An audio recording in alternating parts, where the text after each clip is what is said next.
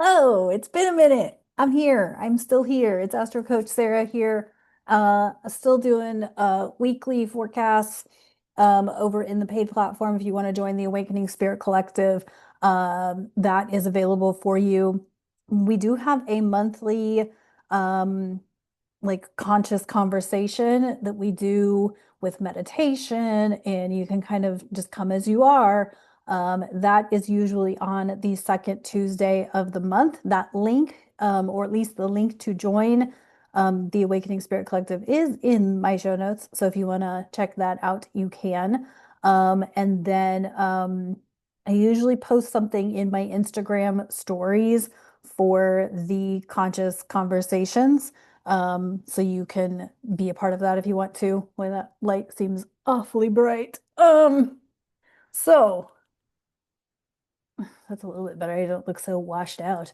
Um, I've been doing life, and went on an extended vacation and whatnot. I'm still posting some over on TikTok, and if you want to follow me on Instagram, you can, Sarah Waggle over there. You can obviously still book with me. All of the things are still available. I am just currently not consistently doing YouTube because life has been lifing and life is continuing to life. And so I will be back consistently eventually. I want to be back, but right now is just not the right time to do that. And so I just have a lot going on behind the scenes, and things that I'm building and creating and putting a lot of energy and work into. And all of that. So, why am I here today? Well, blindness, history, and astrology. So, I dove into this obviously because I am legally blind and and an astrologer. And so it just seemed like something to dive into.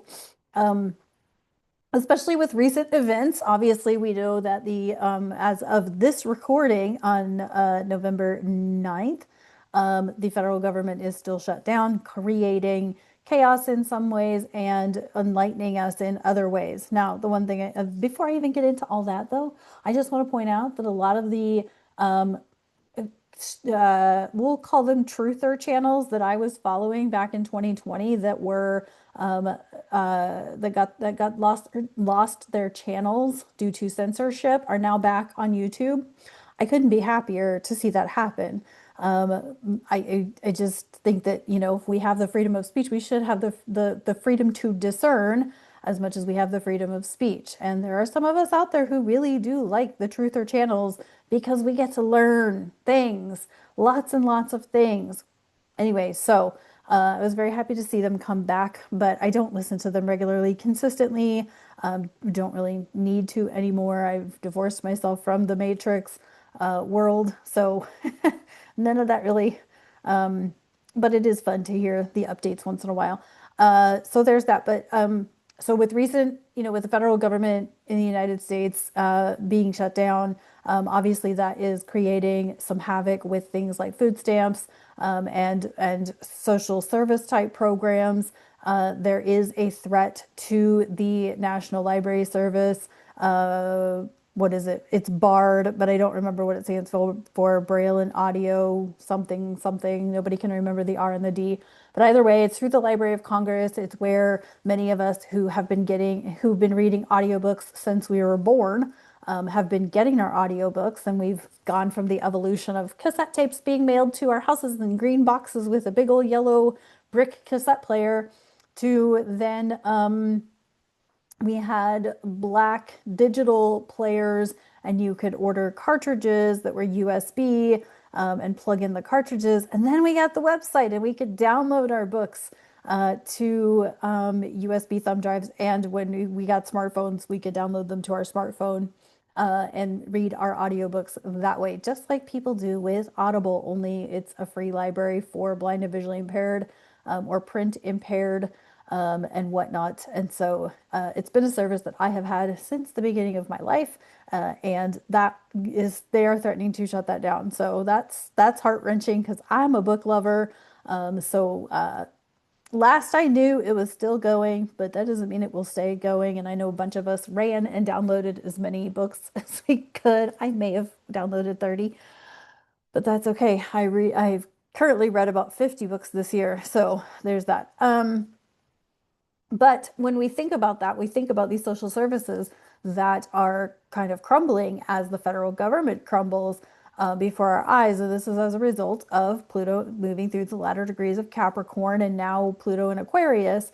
The federal government, as we knew it in the United States, is transforming. There is just no way around it. So, what does that mean for people with disabilities? And that had me dive down rabbit holes because that is what I do.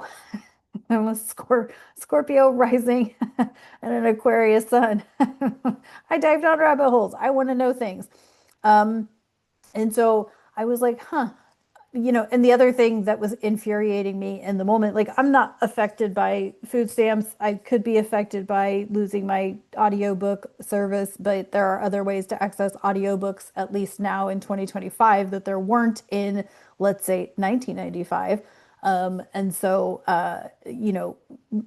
that's kind of a minor inconvenience that I wouldn't have the National Library Service or that any of us wouldn't have that. That's minor. Most platforms nowadays, Audible, Libby, Hoopla, Cloud, that are connected to public libraries, have an audiobook component to them. So that's not that major. I realize that for some people, food stamps and food is major. But there are really decent food banks and food pantries in most cities and towns.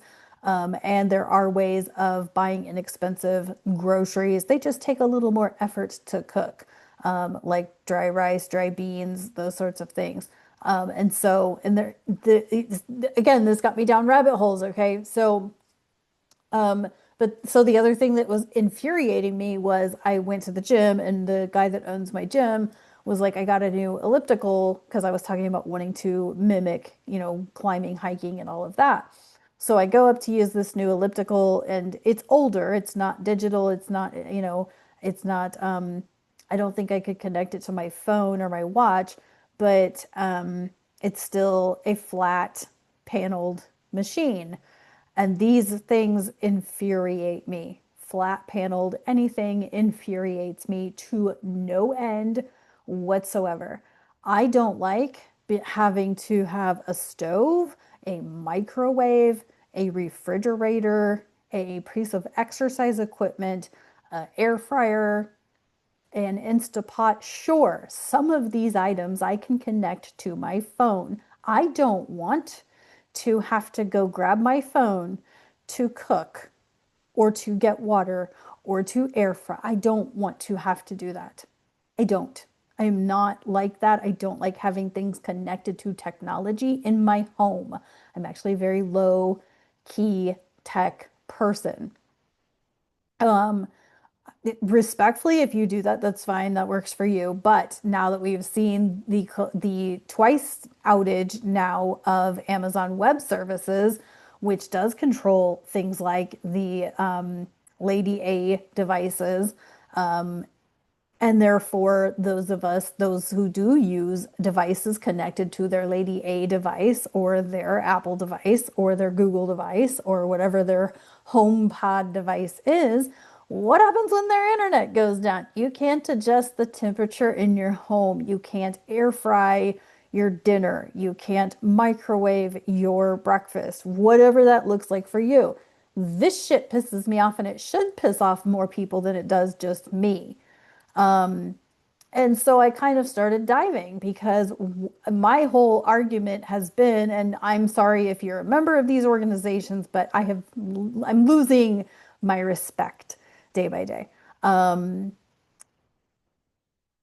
What are these quote unquote advocacy groups doing for us to ensure that daily appliances are accessible for people who are blind and visually impaired? Now, I know there's a YouTuber out there who does Know Before You Buy. She is fantastic. She is an accessibility advocate. She's been in the biz for, I don't know, 30 years or more probably. And she does a phenomenal job at testing appliances with both Android and Apple support, and she tests them to see, and she's someone who's totally blind. And so if you want to go check out Lucy Greco, Know Before You Buy, I don't know if she's done anything recently, but she's done several videos of different appliances and whatnot to show how accessible they are or are not. And even if you're not blind and you just want to learn how inaccessible or accessible appliances and devices are for people who are blind, go check out Lucy's channel. She is really smart. I met her 6 years ago when I was in California. I have a ton of respect for her. Because she's really good at what she does and whatnot.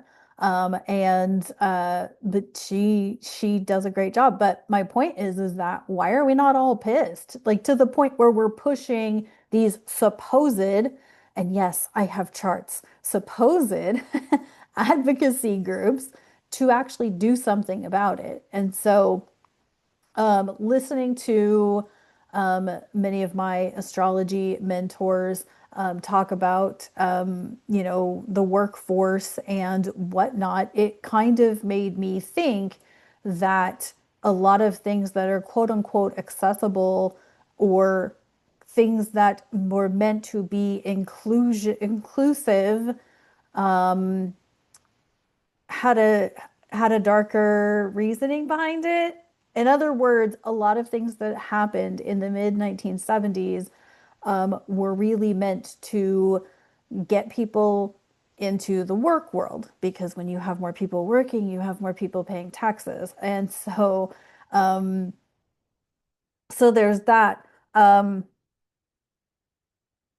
Also, I think it's important to note that many of the accessibility or blind specific tools and resources that we currently use came across the pond after a major war. So the Braille Code was adopted by the United States in the 1932 post World War One.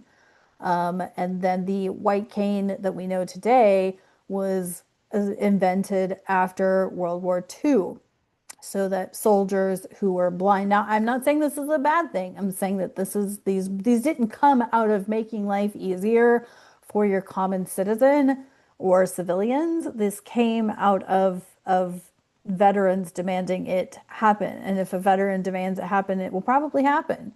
In my experience now, I know there's a lot of people who will disagree with that because veterans don't get the best treatment, but somehow, some way, veterans do make things happen.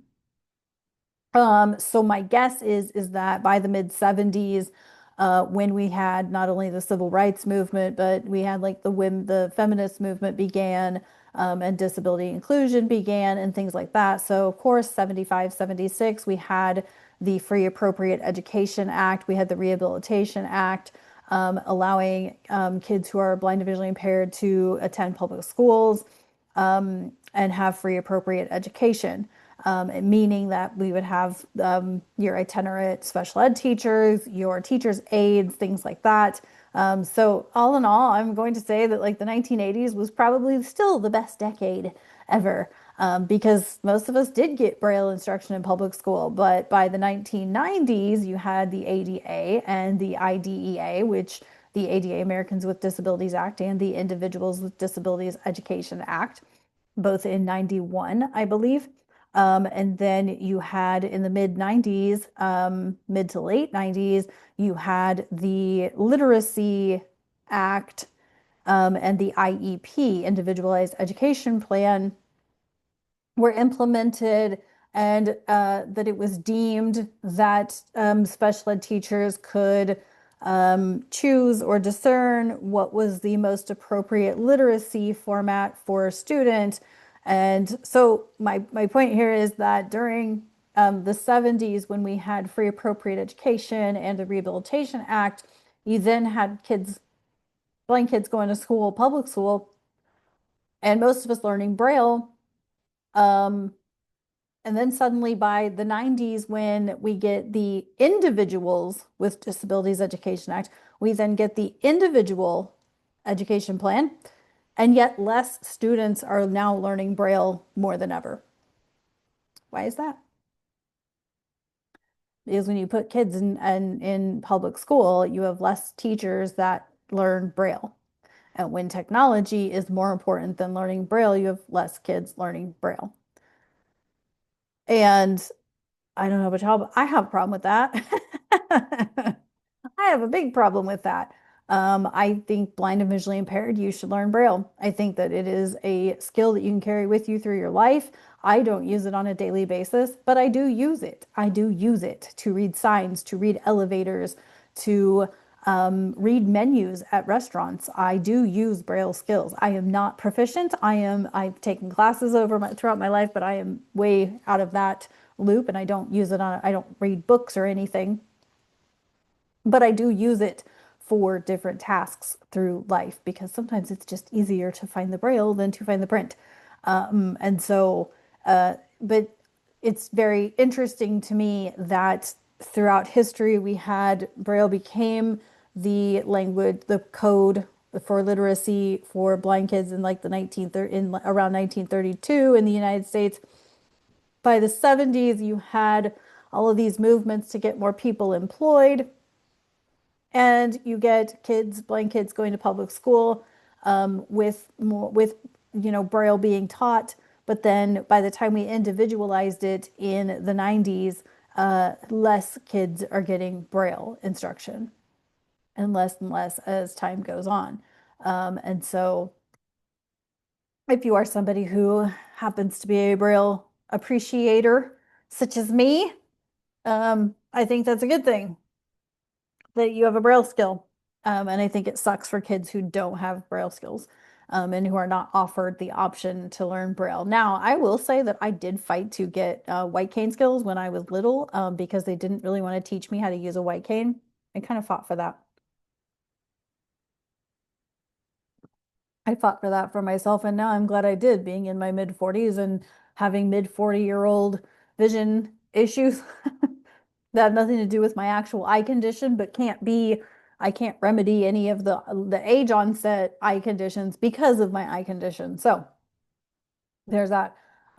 So what I thought I would share with you is Louis Braille's chart. What I have of it. It's not exact, but it's the best I could do.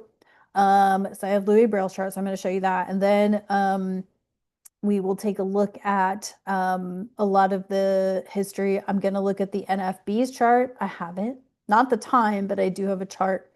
I cannot find a date for the American Council of the Blind, but I have a year. And I want to kind of look at um, the NFB, the ACB,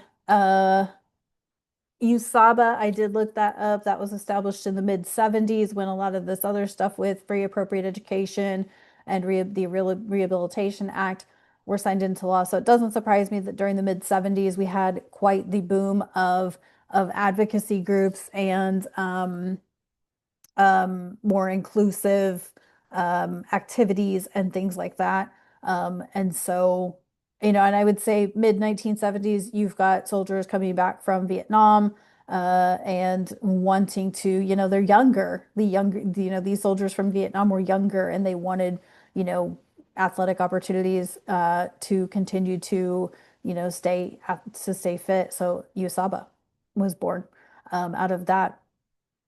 And no organization that I've ever been a part of in my history of life has not had a veterans component. Dare to Try, which is the paratriathlon organization that I've participated in, they're out of Chicago. They have a veterans camp. And so I'm not wronging this by any stretch. But what I am kind of pointing out is that a lot of these things that we think that are for our greater good or what we think, you know what I'm saying, is actually because of veterans. So for one, thank you, veterans. For two, it wasn't to support civilians, it was because they wanted it. And again, there's nothing wrong with that. I'm not wronging it. I am pointing out that like without veterans, none of these things would exist. Many of these things would not exist. Of course, the educational stuff would, but I think that had more to do with we need, all hands on deck for getting people employed because the more people you have employed, the more tax money you get. And what do they do with tax money? Well, right now they're paying their collective salaries, and we've got plenty of people not getting paid. So there's that. um, Okay, so let's take a look at Louis Braille's chart for what I have of it, and then we will look at the NFB chart. And maybe a little bit of excitement in my voice for that. So if anybody's watching who's a part of the National Federation of the Blind, get ready. Your organization is about to go through it. Yes. So when we look at these charts, well, for Louis, for Mr. Braille's chart, we are going to look at personal and outer planets. But when we get into more of like the evolution and progression, we're going to be looking more at outer planets. So Saturn, Jupiter, Neptune, Uranus, Pluto. We want to look more at those, because it's going to give us a kind of a broader perspective. But we will look at some personal planet, Mercury, Venus, Mars placements. It's going to give us a little bit of information. So let me bring up the charts and we'll see what's going on. All right, so this was what I could get for Louis Braille. I think his name was actually pronounced Louis Brow, Brow. Um, Not Braille. We American Englishinize everything. But anyway, I digress. So we got a sun in Capricorn, moon in Leo, Virgo rising. Virgo is language and communication. Capricorn, he liked to work, although Mercury is in Capricorn too. So we've got a Mercury, is that a trine? 4 degrees in Cap with a 26 Ven. It's a zodiacal trine, but not really a trine. But it's a very earthy, mercurial chart with a sun in Capricorn, and whatnot. We've got Venus and Chiron in Aquarius. We've got Pluto and Jupiter in Pisces, South Node Taurus, North Node Scorpio with Uranus, and then Saturn and Neptune in Sagittarius. Um, Moon in Leo, though. The moon in Leo kind of stands out to me because, like, like? What was he really up to? Although Jupiter exalted, or Jupiter's not exalted in Pisces, he's at home in Pisces. So this would have been, I believe, the pre-discovery of Neptune. Or had Neptune been found by then? Pluto had not, Chiron had not, but that's okay. Now that we have the charts and we have the information, we know where they were.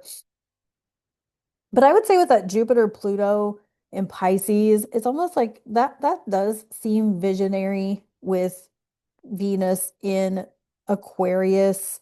Uranus is exalted in Scorpio, um, in his second house. Um, Saturn and Neptune in his third house, in Sag. I mean, third house is usually K through 12, lower education. He was a teacher, and I believe he taught music because after the initial Braille code had been, um, after he created that, music code came next. Um, and so, um, but Jupiter and Pluto, I could totally see, he was a visionary. Now, he did base the Braille code off of what was called night writing that was invented by Charles. Oh, I can't ever remember the guy's last name. But I believe he was a Marine or a Navy SEAL, one of those two, and had created night writing for the soldiers to communicate without using their lights. And so, and then, but so Louis Braille based his code off of the night writing code. Moon type was something separate. I think I always get night writing and moon type. Moon type, it's confused. I always think moon type was the military one, but it was not. It was night writing. Moon type was invented. I don't know why it never took off. Uh, but I think moon type would have been a way cooler way of saying Braille, personally. Um, but so he created the code by 1826. So I don't know months and days for that, but we are going to go forward to 1826, um, and just see where the outer planets were. Whoops.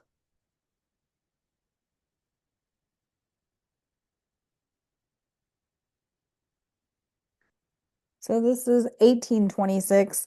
And by this point, we've got a south node in Gemini, north node in Sag. We've got a hell of a planet pile up down here in Sagittarius and Capricorn, Venus and Sag, and then we've got Mercury, Neptune, the Sun, Uranus in Capricorn. Um, Pluto is in Aries, and Chiron is in Aries. Uh, we've got Saturn in Gemini. So yeah, communication system, something new, something innovative. Jupiter is in Virgo. Virgo is about language. Mars back in Libra again. Interesting. Mars was in Libra in his chart. Moon in Scorpio. So something that can be done at night. And it allowed people to read. So that was kind of when the code was originally created. So we had Pluto in Aries, something new. Um, uh, Jupiter in Virgo, something to expand language. North Node Sag, something in language to expand horizons for sure. And then if we go, I believe it was 1837, or was it 35? We're going to go 35 and see where things are at. Because it was around 35, 36, or 37 that we then had, come on, there we go, that we then get the music code. And you can see now we've got Chiron in Taurus, but we have Jupiter in Gemini, North Node Gemini, Mars in Cancer, where we got Mercury. Mercury's back in Capricorn. Oh, interesting. Venus is also back in Sag. Um, Neptune's in Aquarius. Oh, that's interesting. That's visionary energy right there. And Uranus is they're kind of bookending Aquarius there, Uranus and Neptune. So that's interesting. Um, and Pluto is still in Aries. So, and this is kind of why I wanted to show this is because we can kind of see like the evolution through time. We're still at Pluto and Aries here, but the other outer planets have changed their energy, right? We've got Aquarius energy here, we've got Gemini energy, we've got Sag energy, which is and and and just a lot of things that would broaden communication, right? That would bring newness to to not only education but like communication and reading and literacy and things like that. And so I just think that's really fascinating. So let's go on to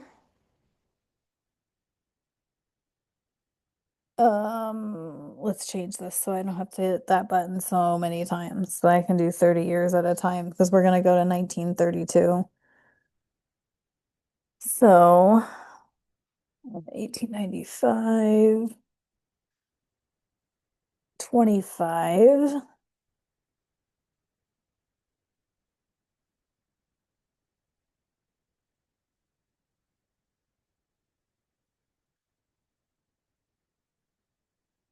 So it would have been 1932. Pluto is in Cancer. This was at the end of World War One. Chiron's back in Taurus.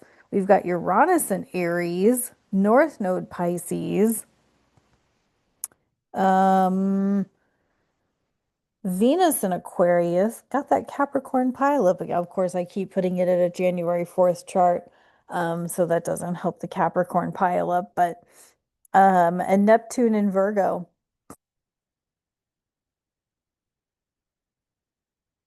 Jupiter in Leo, Mercury in Sag. Huh. So Pluto in Cancer is known as the silent generation. Um, but Uranus and Aries, nor the nodes were in Pisces and Virgo. Um, let's go forward like a day or two. I want to get out of this Capricorn chart. Not that I have a problem with Capricorn, but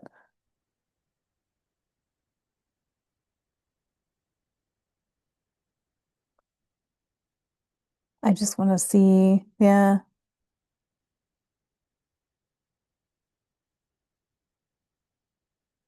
And you got Venus in Pisces, Mars, and the Sun now in Aquarius. So, I mean, and Mercury in Capricorn. Um, but your outer planets are going to kind of stay the same. Um, but Neptune in Virgo, Uranus in Aries, um,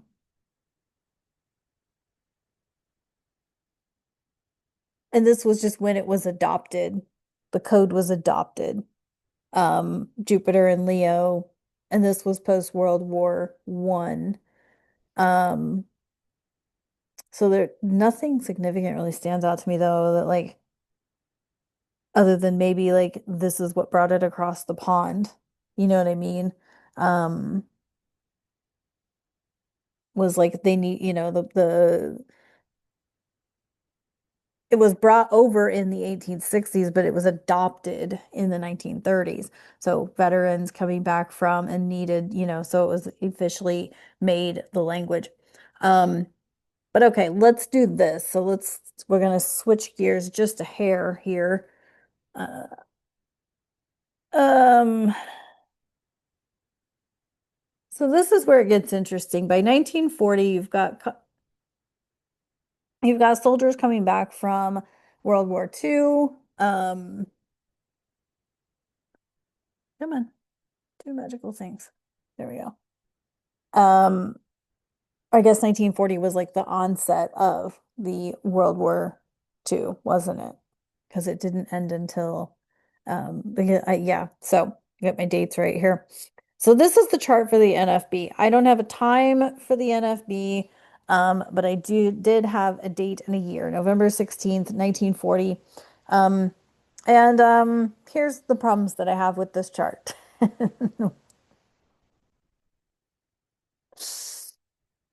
Top right-hand corner, you've got Pluto and Chiron retrograde in Leo. We currently have Pluto in Aquarius.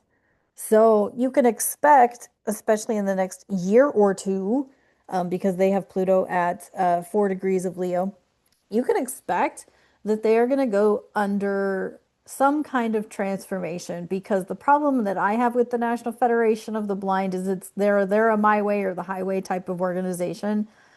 You will go by and we're even starting to see them not only be an advocacy organization, but even in the quote unquote legal definitions of being legally blind has now become the NFB's definitions of legally blind. Now, they may or may not be the same as the original, but what I'm saying is it's all becoming under the umbrella of the NFB. Like the NFB is trying to be the king of blindness. Haha, that was a really bad joke. They're trying to be the leader of blindness, and yet most of us cannot stand the NFB. Many people cannot stand the NFB. Now, I'm not saying they do all bad things because they do not. They do have a lot of parent programs and literacy programs and great programs. My problem with these organizations is why the fuck are you not doing anything about these appliances that we can't operate? Like that's day to day life. I don't care about a driverless car. I don't care about a blind person who can do brain surgery. That shit doesn't apply to me when I'm trying to cook my dinner, do my fucking laundry, and the machines are touch panel. So that's my issue. Um, but you can certainly expect that in the next couple of years, as Pluto makes his way further into Aquarius, he will get to 5 degrees in 2026. Um, so it will, and then it will, of course, retrograde back to, I think, two, maybe three. But the point is that he'll cross over 4 degrees. of Aquarius multiple times. And I feel like at that point, we'll really start to see the NFB crumble. And I'm going to tell you exactly why I think that. Not just because of Pluto, but I think the other part of this chart that I have a problem with, I'm going to zoom in on this if I can. Mercury retrograde in Scorpio, also a Scorpio sun. Mars in Libra, Venus in Libra, North Node Libra. Okay, you had good intentions, but you fucked up. Now I can tell you because I looked already that Mercury stationed direct maybe like 3 days after this date, in 19 November 1940. It's stationed direct. And all I could think was you didn't have an astrologer on staff because no astrologer would have advised you to establish an advocacy organization with a Mercury retrograde in Scorpio of all things. That would be why that they come off. I'm just going to be completely honest. There are people in the NFB who come off like whiny bitches. Like the world doesn't work for me and I'm blind and it should work for me. No, it should not. I'm sorry. Do I wish that it would? Yes. Do I wish that there were easier? Yes. Yes, I do. But I don't need it to work for me in the way that they think that it needs to work for me. And okay, I'm going to get on my little high horse here because I'm good at that. There are businesses, organizations, not necessarily disability related or blindness related specifically, but anytime I deal with a business or an organization, and they come at me like, oh, we're all inclusion and all of this, and we make everything accessible. But then I point out to them the like two things about their business that are completely inaccessible to me, whether it's their website or getting to their, reading their menu if I'm at a restaurant or coffee shop.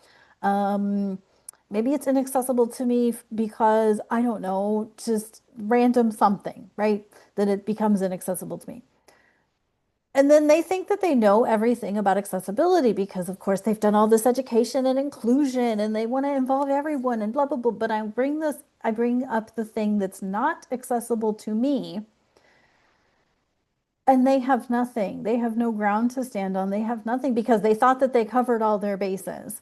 Now, if I go into a business that doesn't necessarily employ or adopt, we'll say, inclusivity. They don't necessarily have accessibility. So when I come into their business and they see me, they want to help me as a customer or a guest to their business. What can we do to help? What can we offer that can help you or support you as a customer in our establishment?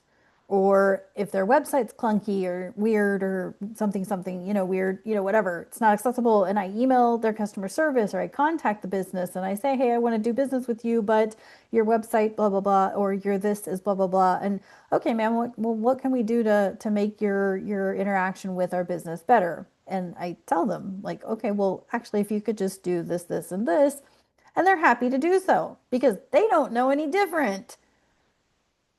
But they want they want me to patron their business. Do you see what I'm saying? So when you go into a quote unquote inclusive business, I invite you to pay attention. Do they think that they know how to deal with you? Because they've been educated, probably by the NFB, as to how you're supposed to interact with a person who's blind or visually impaired.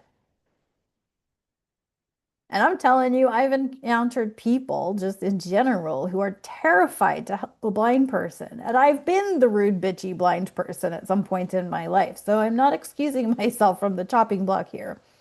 But I know quite a number of, let's just say, a construction zone.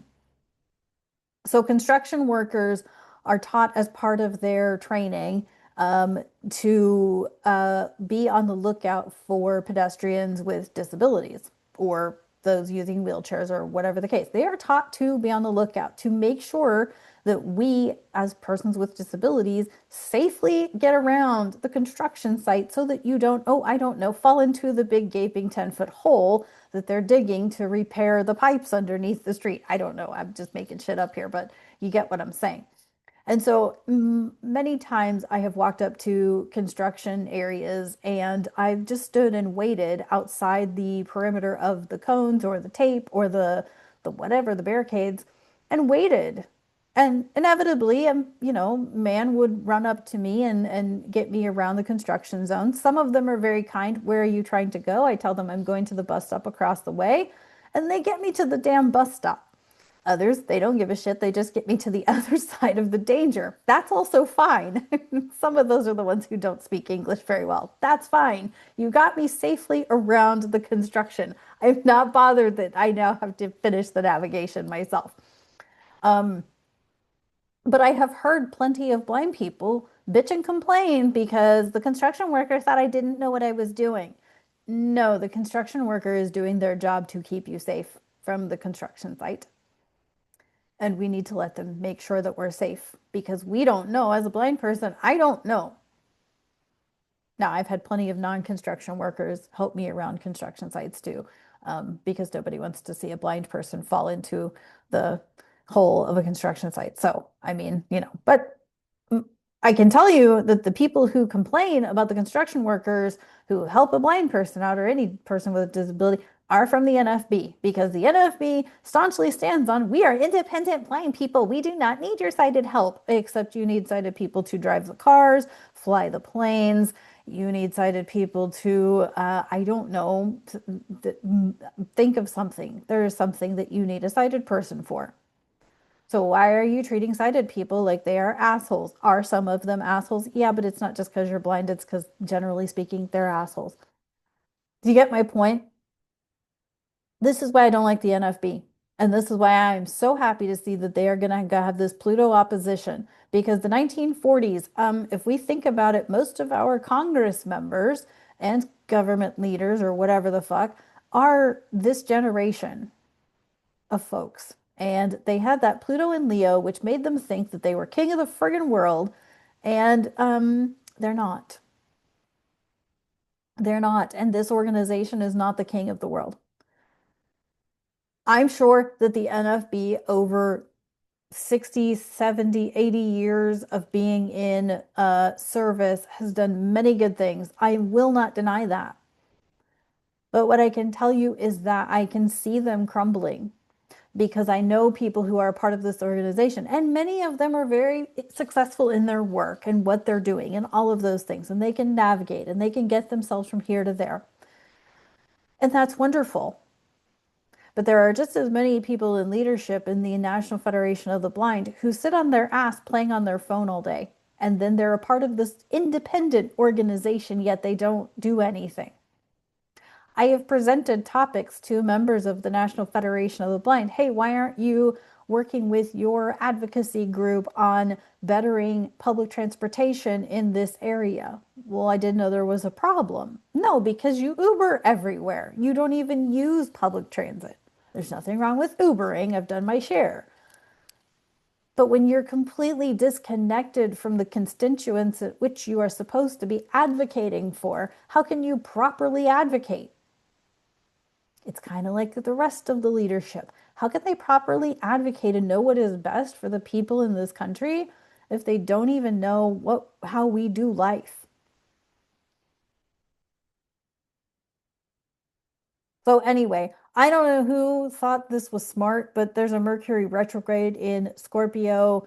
Um, and I'm going to show you here in a second if we go ahead. This was 1940, November of 1940. So we're going to go ahead 20 years. And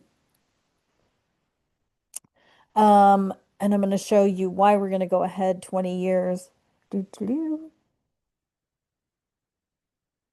One second.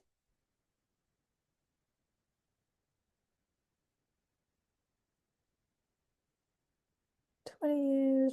Boom. Oh, we need to go one more year. I should have gone 21 years.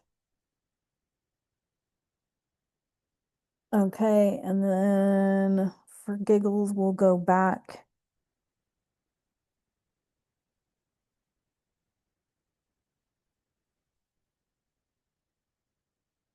We'll go to August. Yeah, let's go to July. Okay. Now, I don't have a date for the ACB, American Council of the Blind. I don't have a date for them. So all we have to go on is 1961. The ACB notably was established by groups of folks who disliked the NFB. So that was how that came about. There was also members of another, was it the AFB, the American Foundation of the Blind? I can't remember. There was two groups of people that funneled into the ACB. Unfortunately, the ACB, who I actually don't mind, they're actually a really awesome organization. Um, the ACB has never been of the capacity. They haven't had the membership of the NFB. They've not been as loud. They haven't been, but they do a lot of good things. So we have now Saturn in Virgo. We have sorry, Capricorn. Saturn in Capricorn, Jupiter in Aquarius, South Node Aquarius, Chiron in Pisces. Um, we've got Venus in Gemini, Mercury direct in Cancer, Sun in Cancer. We have a pileup in Leo and Virgo, Uranus in Leo, North Node Leo, uh, Moon in Moon in Virgo, Pluto in Virgo, Mars in Virgo, and Neptune in Scorpio. Um, hmm. So my accuracy on this chart is not 100% because I don't have a date. I've asked around and nobody knows a date of when this organization. So if you're out there and you're in the American Council of the Blind and you happen to have a date when they were actually established, pass it along because I want to know. Um, but I like this better because it's Pluto and Virgo. It's not as king of the world as Pluto and Leo. Unfortunately, the Pluto Virgo generation is just not as loud as other Pluto generations. They don't have the gumption of other generations. So I would say that's what, and also North Node Leo. That's kind of why I want to know the date because if we went back,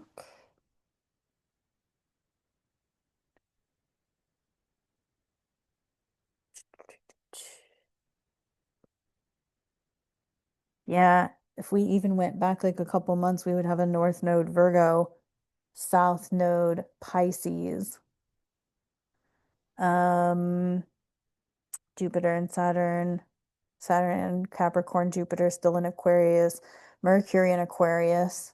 That actually would be good. 'Cause I would just like to know if anyone knows a date or can be a better rabbit hole diver than me and can find the date because like they don't even have it on their website. That was weird. Um, but anyway, I would say the problem with this organization is Pluto Virgo. It's just not as strong of a generation as other generations. Pluto Virgo, Pluto Libra. Now, Pluto Librans are starting to get a little bit louder. Um, but I mean, unfortunately, we've got Pluto Scorpio, which was the mid 80s to mid 90s, and Pluto Sag, which is latter 90s to early 2000s. Those are fucking loud generations, along with the Pluto Leo generation. So Virgo and Libra. Unfortunately, we just don't have the we don't have the we don't have the loud of the other Pluto generations that are currently living. It does not mean that we can't be leaders. It just means that we don't have the same. Now, Pluto Librans really do want justice. We do really want justice. We want balance, but many of us are not willing to take the leadership roles to do it. Pluto Virgo, I think there's a lot of Pluto Virgo folks that work quietly behind the scenes of a lot of things because I do see it in my coaching communities and circles. I do see a lot of Pluto Virgos doing a lot of things to keep things going with organizations and things like that. I do see a lot of that. Um, but anywho, um, so this was 1960s. Let's go ahead to 1975 because that is when we really started to see a lot of things changing legally. So let's get there.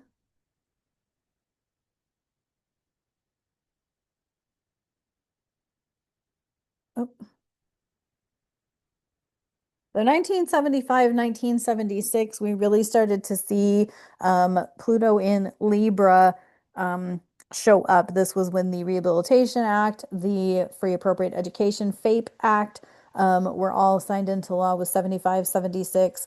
And so, we definitely saw a lot of things, becoming more balanced for inclusion and whatnot. But also keep in mind that this was a time when they really wanted more people to get back to get to work so they could tax us. But we did have a North Node in Sag by this point, South Node in Gemini, and so making things fair, Pluto Libra, and whatnot. Chiron in Aries, Venus and Aries. So yeah, I mean, a lot of things were kind of balancing out. There was a lot more push for inclusion at this point, and whatnot. And so that was the mid 70s. Let's go on to 91, because that was when, whoops. Um, So 1991, now we have ADA and IDEA, so Americans with Disabilities Act and the Individuals with Disabilities Education Act.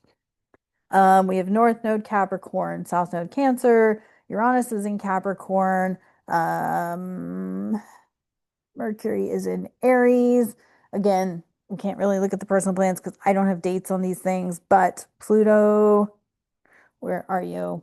Pluto's in Pluto's in Scorpio, Jupiter's in Leo, Chiron's in Cancer, um, Pluto in Scorpio. Mm. See, and I think I did find a date on the IDEA and it had like a Scorpio pileup. So the issue that I have with things in Scorpio, and I have a lot of Scorpio in my chart, so I have nothing against Scorpio. My problem is it's not exactly the most nurturing of a zodiac sign to really have. So I think it was November. What are we on? We're on March. Let's go to November of 1991.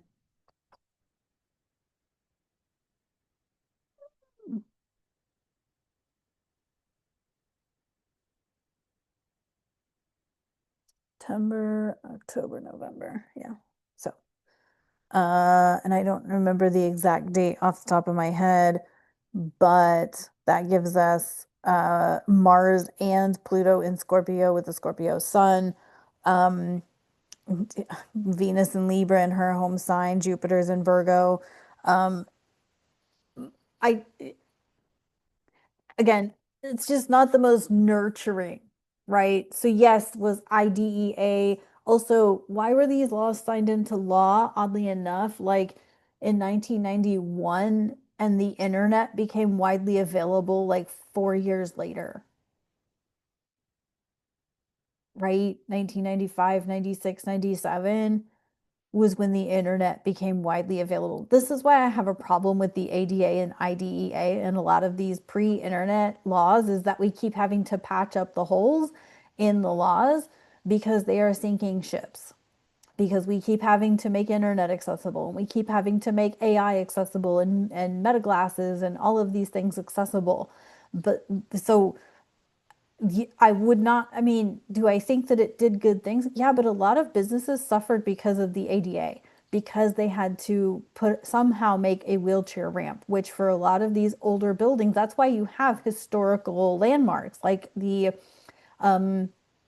in downtown Chicago, there's the Quincy L stop that they will never rebuild it because it is a historical landmark. Thank God they were able to save that one because it's a beautiful old wooden structure. And it's not that I'm against accessibility, but they have remodeled like every other station around that. And the stations in downtown Chicago are 2 blocks apart.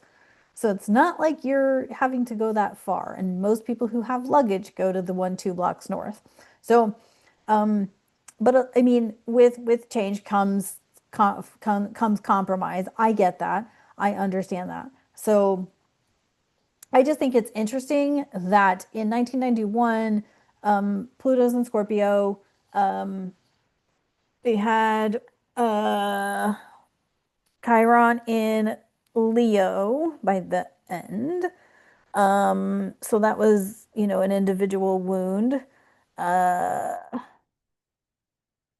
what else? Mercury's in Sag, so that's not that important.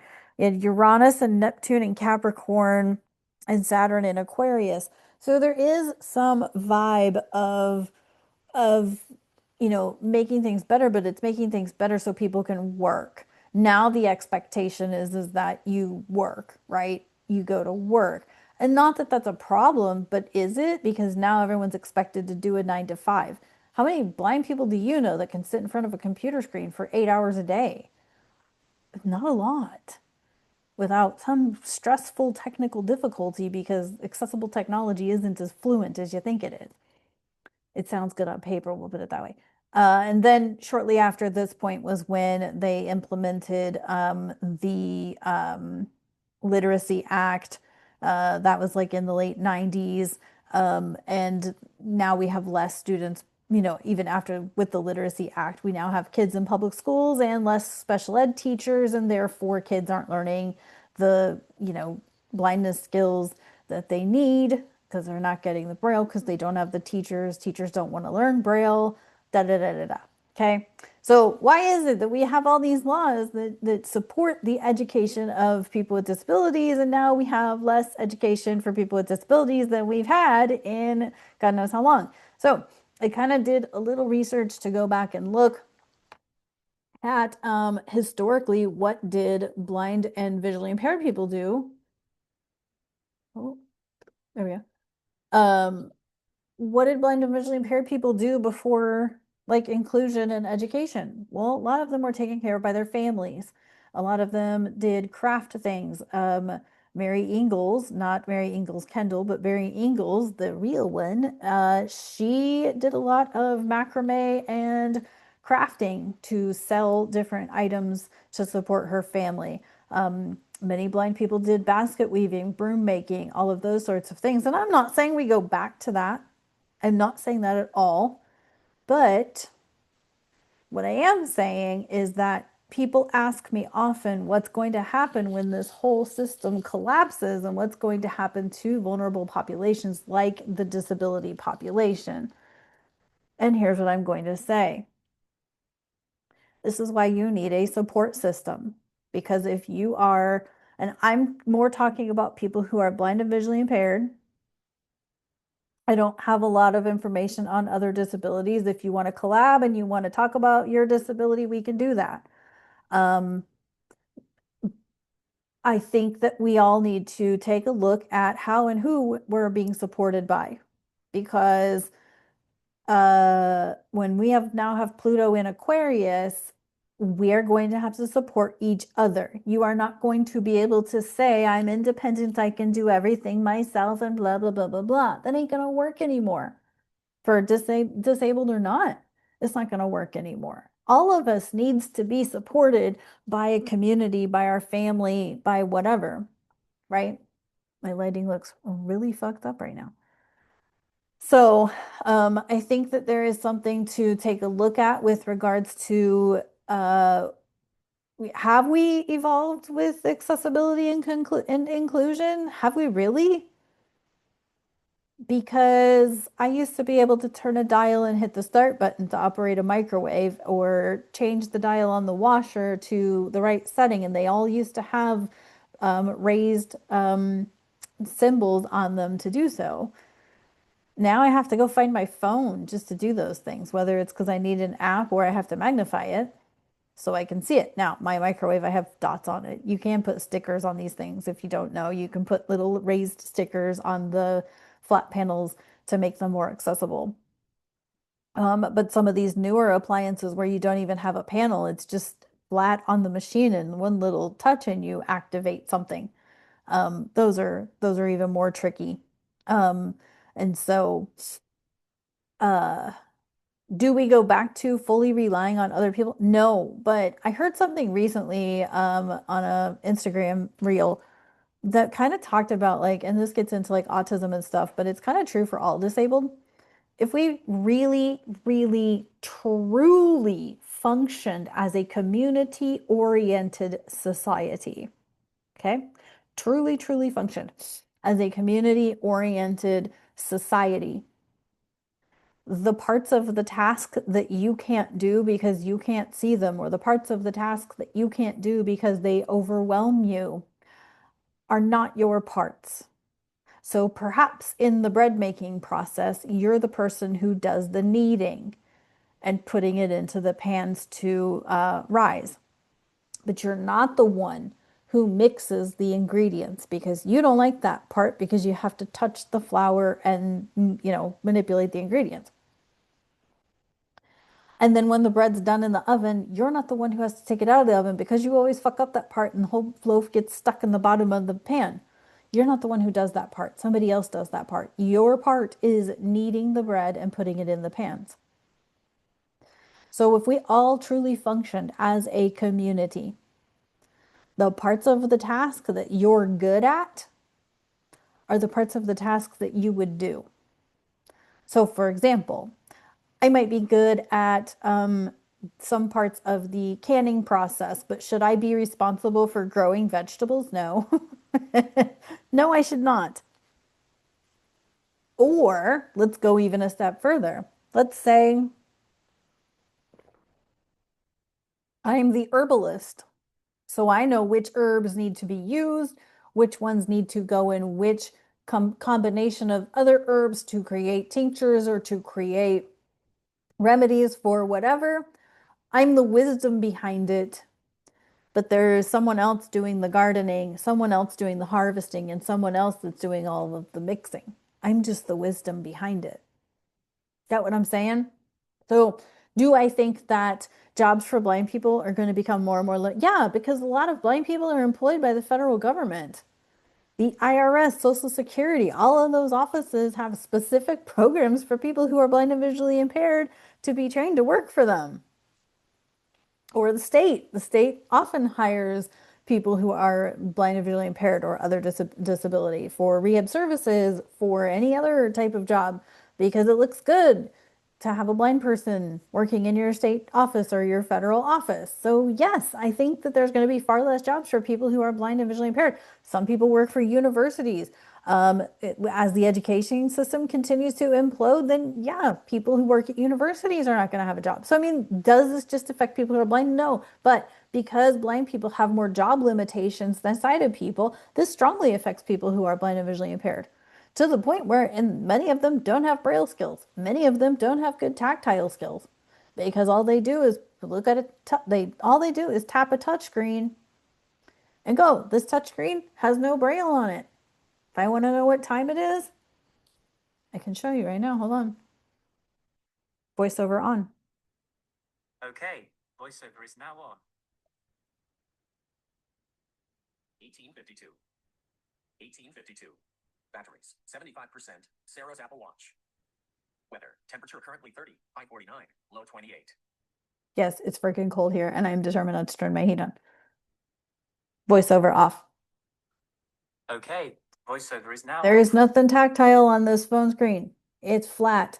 So what do you think is going to happen to younger folks who use a phone, touchscreen phone, an iPad that have never learned Braille? Guess what happens? Have you ever, as an adult, tried to learn Braille? I've tried to teach Braille to adults. It's not the easiest thing to do because they don't have the tactile skills that I started developing when I was 5. It's much harder when you're 35 to start developing tactile skills. So, do I think that jobs for people who are blind and visually impaired are going to have to change? Oh, big time. Big time. I already know people who are unemployed because of government shutdown, because they basically had they have several training programs, maybe not several. I know there's a training program in Arkansas at the World Services for the Blind that does training for the IRS. There are training programs for the Social Security, and then those folks go work at the Social Security office. And there's other military factories that employ, there's one in Wichita, Kansas. What is it? Envision. And there are a couple of other blind specific factory and call center type jobs throughout the country. There's one in Wisconsin. I thought there was one in Minnesota. I know there's one in Phoenix, Arizona. And if these are all connected to the federal government and everything else is connected to the state, like rehabilitation teaching, which most of those jobs are affiliated with the states, and these governments are collapsing, what do you think happens here? Now, the good news is that because they might be collapsing, that means we can develop something new. And here's where I'm going to get to where I feel like we can go from here. Because I've just bitched and rambled a lot about all of this. But here's where I'm going to go with it. The North Node is moving into Aquarius in July of 2026. We have the big conjunction between Saturn and Neptune in February of 2026. So here's where I feel like we can go. We have a I'm the king of the world dysfunctional NFB organization, and we have the ACB, the AFB, and plenty of other smaller scale organizations that really do have a lot going. The ACB does a lot, by the way. They did a lot of virtual pivoting in 2020 with their online, and they're still going. Their virtual stuff is still going. So kudos to them. They're just not that loud. And here's what I think needs to happen. This is just my opinion and my perspective, just based on looking ahead at astrology and whatnot. Um, we need both of them to be, we need kind of a blank slate for all of them to go and create something different because unfortunately, whether y'all like it or not, the NFB is not working for the average person. A lot of them are leaders of various nonprofits, not just the NFB, but some of them have been in leadership roles in blindness related other service organizations that claim not to be affiliated with another nonprofit, but they are because their leadership is from there. And I feel like we have to find a way to come together because we need to work together. We need to work together. Um, I think all of them need to go. I think the NFB needs to go. The ACB, yes and no. I think the ACB operates a bit differently than the NFB, just from my understanding of the ACB. But the point is that we actually need to think about the future of education, the future of accessibility, because sure, you can have your home pod device do everything for you, but we actually need to think a little bit more broadly back to like what happens if the fucking grid goes down, and how are you gonna do things, with that? We've spent so much time and energy on people who are blind learning technology, but not a lot of time and energy in teaching them how to be a Boy Scout or a Girl Scout. And that's a very cheap way of saying like they don't have survival skills. A lot of people don't have survival skills. And I mean, this goes across the board to like sighted people too. So I'm not just like only isolating, but a lot of blind people don't have survival skills. A lot of blind people don't know how to walk out of their house and go to the store. Why? Because we have DoorDash and Uber. So they don't have the skills to even walk down the block. And I think this is where a lot of this has gone wrong. Like we've had these luxury services and now we're not, what if we don't have them? But people don't think about that. Again, I use delivery, I use Uber, I use transit.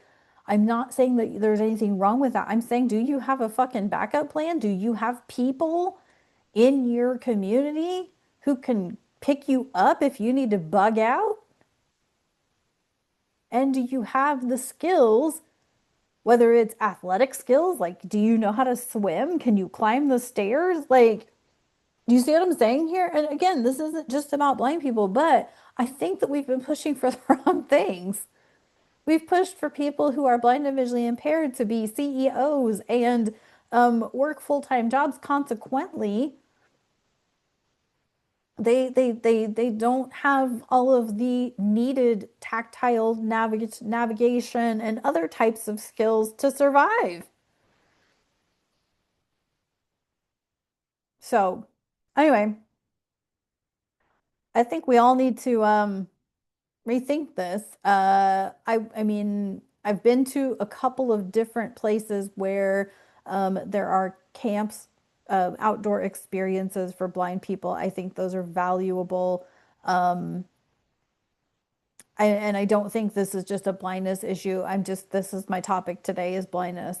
And I think that if you are a blind person and you can't leave your house without another person, then you probably ought to start practicing your O&M skills, or you need to be somewhere with people who are smart enough to get you out if you need to bug out.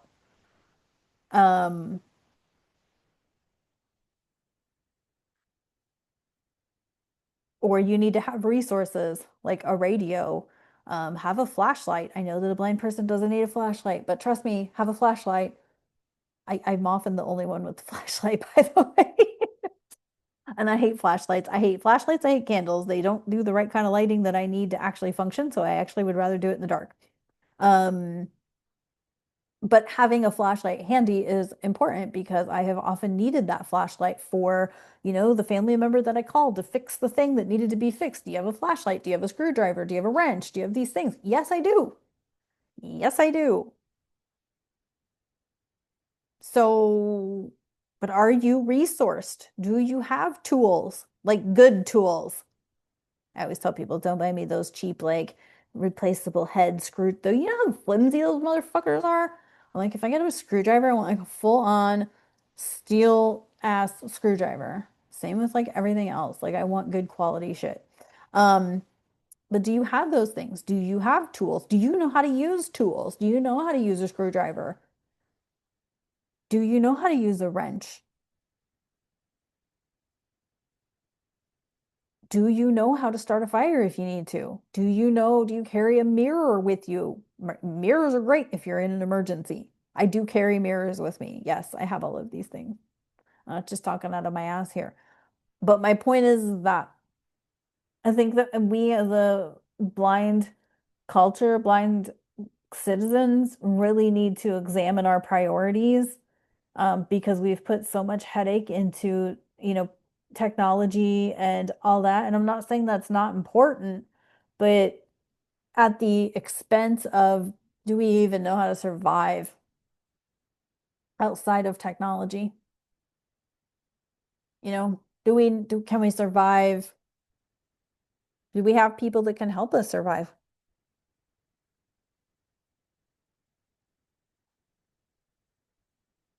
Do we have people that can help us if we need to bug out?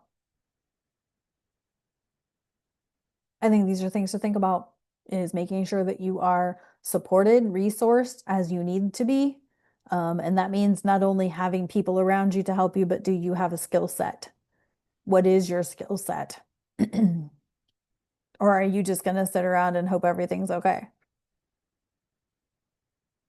So, um, I would love to see some of these organizations make a bigger fight for having appliances that are accessible without them being a separate appliance. I would love to see um, some fitness folks really make a big rustle about, and give me people to call. I will call people. I know I've gone down this avenue before and I end up going into dead ends when I try to find resources for, equipment that is accessible. Cardio equipment specifically. I live in the Midwest. Sometimes it's icy here, but I still want to get my exercise in. I still want to do, get my movement in. Um,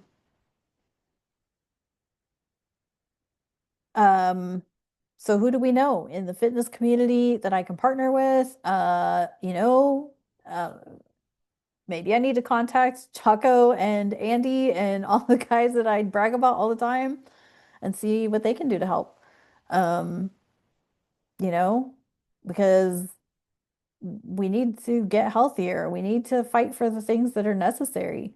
Um, and not just fight for the luxury of being able to navigate an airport by ourselves with a pair of glasses. That's all well and good, but I don't care as long as there's somebody that can get me. Like I've navigated stations without support so many times, or with, you know, airport support or whatever. I don't need to prove myself by navigating an airport. It's not high on my priority list. Fitness, on the other hand, making dinner, on the other hand, that's important. So, I think like reevaluating what it really means to be independent. Like super cool if your level of independence, you're happy to navigate an airport by yourself. That's fine. But I could really care less about navigating an airport. There's always going to be somebody that can help me get to my gate or to my train or to my bus or whatever. But I think that we need to be more concerned about day-to-day independence and not, you know, driverless cars and shit like that. I'm sorry, I wouldn't trust a driverless car. I've seen too many computer systems go stupid. Anyway, so if you want me to do other videos like this, I'm happy to. Let me know. And yeah, give me timelines, give me dates for things that you want to see the history of. Maybe it's deaf and hard of hearing. Maybe I'll do that one next. Maybe it is I don't know, what's your disability? And let's talk about it with astrology and see where it's going. Because the North Node's going into Aquarius next year with Pisces or with Pluto. So I feel like next year, I mean, as if we haven't seen it a lot in 2025, but I feel like 2026, we're going to see a fuck ton more of systems and structures collapsing because these are not supporting the greater good of humanity. So Pluto and the North Node, I believe, are going to bring it all to light, and it's all going to be under construction. And I'm here for it. I'm fucking here for it because I think a lot of this shit could be better for all of us, could be a lot better for all of us. So, anyway, let me know in the comments what you think. All right, talk to you soon.